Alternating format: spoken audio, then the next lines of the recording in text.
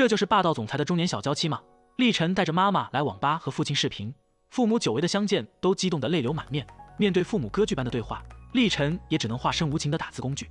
和父亲短暂通话过后，母亲的心情也好了很多。虽然经历了很多风浪，但她丝毫不后悔和历晨爸结婚。两人一直相互尊重深爱着对方，到现在也不曾改变，叮嘱历晨也要找到这样的人，能让彼此变得更好的人。历晨也不再逃避了，想要回到首尔从头来过。他能重新振作，都是因为西渡。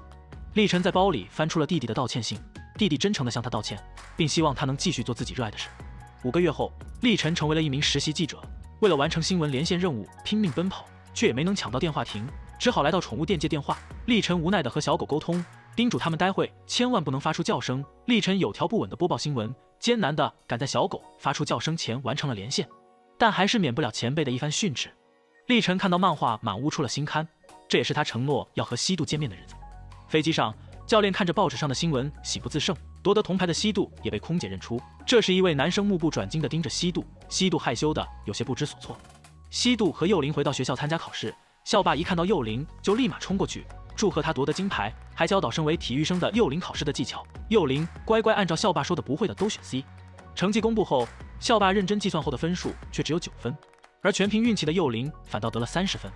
西渡邀约幼玲一起回选手村，被果断拒绝。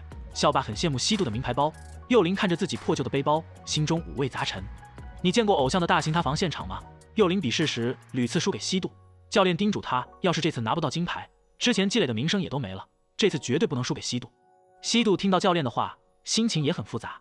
倍感压力的幼玲回到寝室，西渡认为幼玲输给他都是因为不肯去了解他，不把他当作对手，而他一直真心喜爱幼玲，了解他的所有习惯，并说幼玲很珍视的那把雨伞也是他送的。幼玲有些讶异，但却说西渡为什么不好好的做粉丝，而是来打乱他的生活。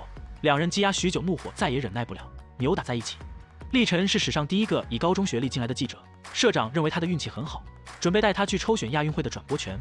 3家电视台用猜拳决胜负，历晨却抽中了人气最低的击剑。看着面有怒气的社长，只好承诺会用自己的热情让国民看到击剑的魅力。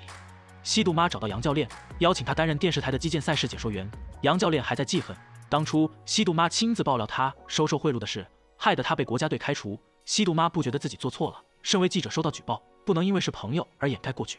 历晨跟随组员来报道，因为金融危机失业示威的人群来到天台拍全景时，看到了人群中的西渡，立即找了借口匆匆下楼，穿梭在人群中寻找西渡。漫画也被撞落在地，那是历晨给西渡准备的礼物。突然背后响起西渡的声音，历晨转过身，看着手拿漫画的西渡，无尽的思念终于在这一刻碰撞。西渡得知历晨当上了记者，由衷的为他感到高兴，邀约历晨一起吃饭。他也正好要去见某个人。这是我见过最肉麻的情侣，不仅用着情侣手机恋，还互相称呼对方为甜甜蜜蜜。西渡向历晨介绍了她的男友，历晨在电视台负责击剑报道，认出男人是击剑部国家代表浩振。这是西渡和男友交往的第3天，浩振警告历晨不要借着哥哥的名义接近西渡，两人腻歪的狗粮在历晨眼中却像一出搞笑剧。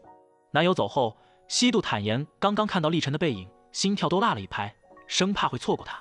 历晨说他经历了挫折，但很快就站起来了，这都是因为西渡给他的力量。西渡的这场恋爱其实都是因为好奇，他只是想知道爱情是不是像漫画里那般。亚运会上，西渡再次击败对手进入决赛，这也意味着他将与幼玲展开最终对决。两人狭路相逢，西渡终于梦想成真，成为了幼玲的对手，说一定会让他好好见识一下他这个粉丝的实力。